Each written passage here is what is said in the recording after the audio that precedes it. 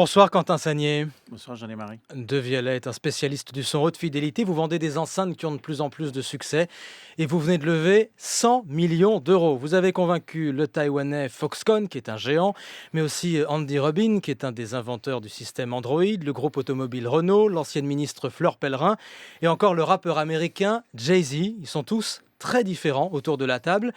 Que leur avez-vous promis, Quentin Sagnier ?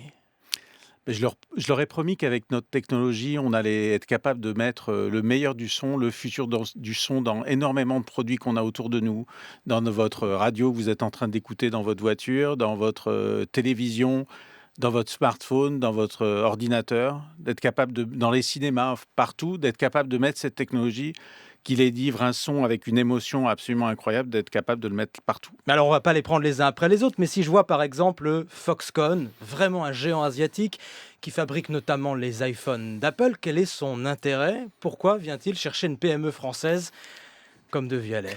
En fait, on a la meilleure plateforme technologique au monde en matière de son. C'est-à-dire, De Vialet est certes un fabricant de produits audio, mais c'est aussi une entreprise de haute technologie qui a développé une plateforme de technologie. Et donc Foxconn est venu d'Asie pour voir vos usines en France ? Exactement. Ils sont venus voir ce qu'on développait. Ils sont venus voir quelle était la réalité de notre potentiel technologique. Ils sont venus voir ce qu'on était capable de faire dans la télévision, dans les voitures, etc. Ils sont venus voir tout ça. Et Thierry Gou, le fondateur de Foxconn, qu'on a vu à de très nombreuses reprises, c'est vraiment un inventeur, c'est un entrepreneur, c'est quelqu'un de très audacieux. Et il a pensé qu'il fallait absolument qu'il s'associe avec De Vialet pour être capable de mettre ça dans plein de produits. Mais qu'est-ce que vous futur. allez faire avec eux ? On va.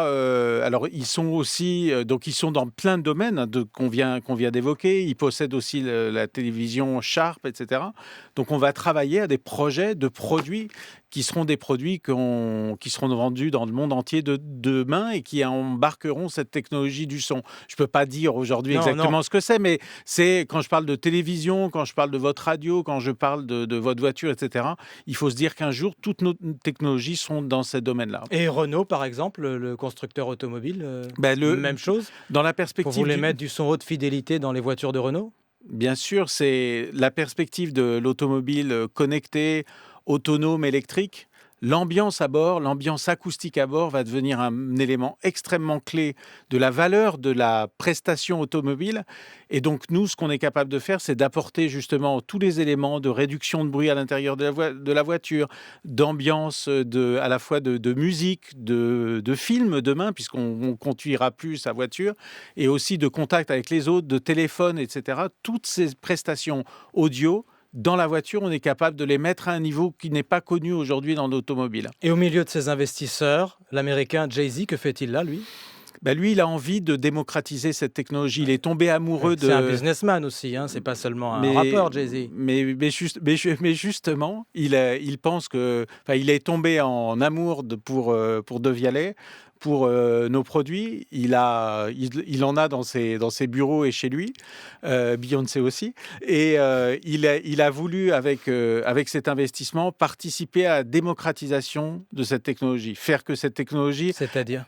Le faire que cette technologie soit pas réservée uniquement à des produits qui sont des produits très valorisés et des produits très sophistiqués comme ceux qu'on vend aujourd'hui. Et encore très cher, 1 700 € pour la première enceinte. Mais il va vous aider à baisser vos prix en industrialisant, par exemple ? Alors, lui, son rôle, c'est pas d'industrialiser. Lui, c'est plutôt à travers de son aura, le fait que c'est un homme extrêmement connu dans ce domaine de la musique, de nous aider à faire connaître cette technologie, à la porter auprès de plus en plus de gens. Qu'allez-vous faire de ces 100 millions là dans l'immédiat ? 100 millions, c'est beaucoup pour une entreprise qui est encore une jeune pousse, une PME, qui n'a même pas 10 ans. Oui, c'est beaucoup d'argent, mais on s'adresse à des marchés mondiaux, on s'adresse à des marchés absolument gigantesques. Il s'agit de 3 milliards de produits audio vendus chaque année dans le monde. Quand j'évoque les téléviseurs, les automobiles qui embarquent de l'audio.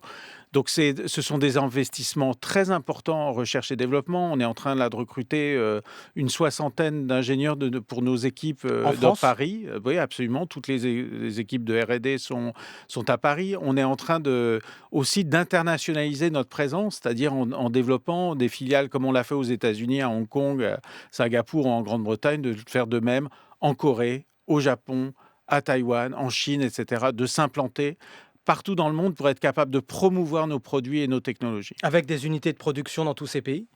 Non, pour l'instant, ce n'est pas l'objectif. L'objectif, c'est les produits d'Ovialet sont fabriqués en France, ils sont conçus, ils sont fabriqués en France. Après, on peut embarquer notre technologie dans des produits qui sont dans d'autres domaines. Voilà, on ne va pas fabriquer des voitures chez Devialet. Donc, ça pourrait être produit partout, ça va en Asie, en Europe, évidemment.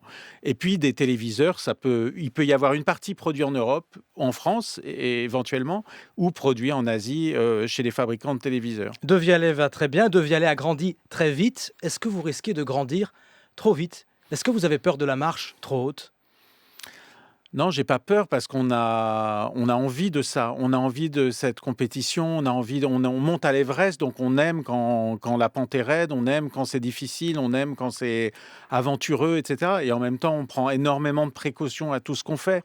Donc on n'est pas dans une démarche où on se dit, on a peur, on a envie de cette compétition. On a envie de se coltiner ce marché mondial et c'est pour ça qu'on fait ça. Quentin Sagnier, directeur général de Devialet, invité de l'Interview Éco, 100 millions d'euros, cette levée de fonds pour une start-up française.